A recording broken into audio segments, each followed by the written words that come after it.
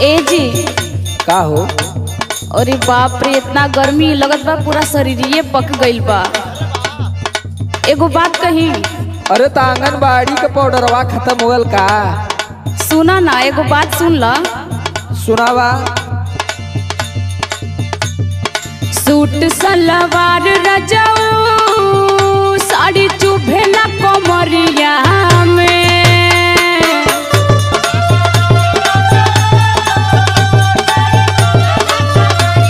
सुनो तानी ना? हाँ सुना थे।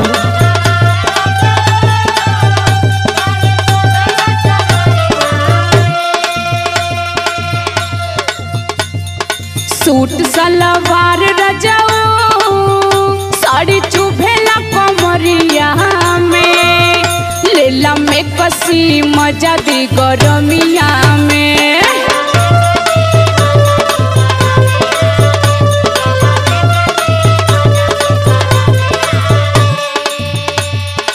अब तक खर्चा बढ़ेगी। अब का करी, हम तो परेशान बाड़े न। तोरो नया नया जौन डिमांड है ना, ये हमके पूरा रिमांड पे ले ले।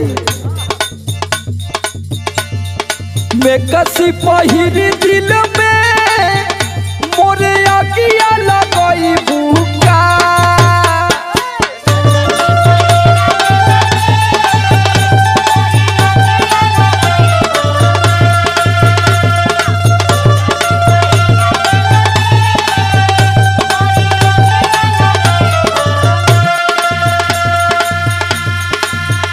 और मैं कसी पहिर दिल में मोरे आगिया लगई भूखा।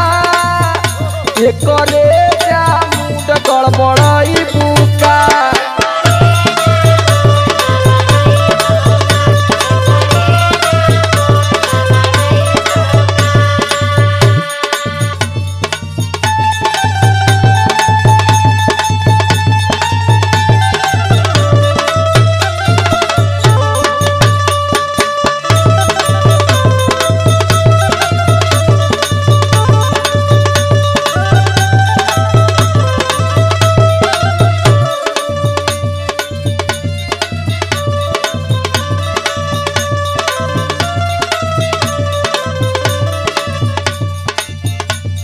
देखा, हम परेशान बानी तबे न कहता नहीं। झूठो को थोड़ो खर्चा करवाई तोहार। सुना, केतनो डोलाई रतिया चोहित में बेनवा। रेंगेला भीतर भीतर देही में पसेनवा।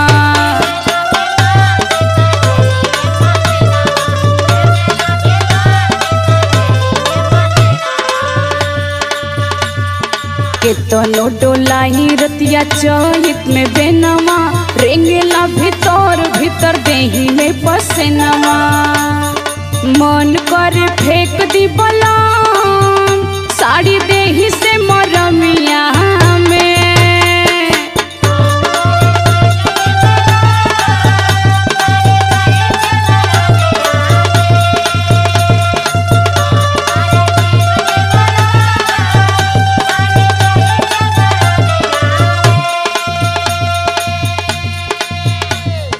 मन करे फेंक दी बलाम साड़ी देही से मरमिया में। लेला में कसी मजा दी गरमिया में।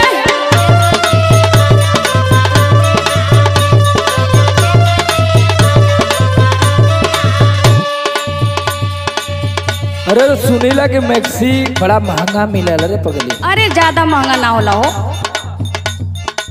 अरे कुल देखिला कि लेके आवे नहीं, बड़ा महंगा बताओ नहीं के कपारे लादी सब लोग। नहीं नहीं, जाके देखा तब न। सुना, हम उपाय बतावत थी। बतावा। एक्सी मैक्सी ना लेवे कोई, ठीक है ना? बतावा बतावा। काहे ना फूकी धन तोहा के करमिया। कबहू कुलार में ना डाले लुपनिया। ये उपाय रहलो।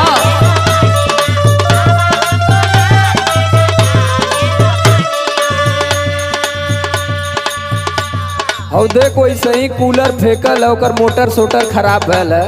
अरे वो पुरान हो। कुल चीज तो के नया चाहिए।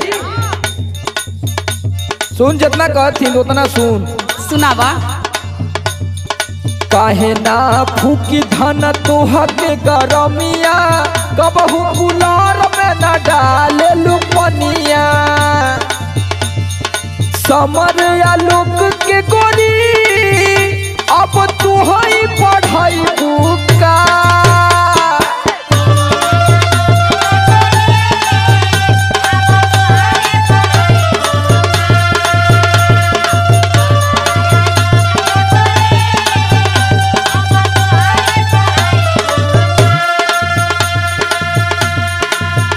और समर आलोक के गोरी अब तू ही पढ़ाई बुका।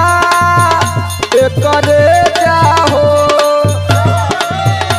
एकरे जा मूड का बड़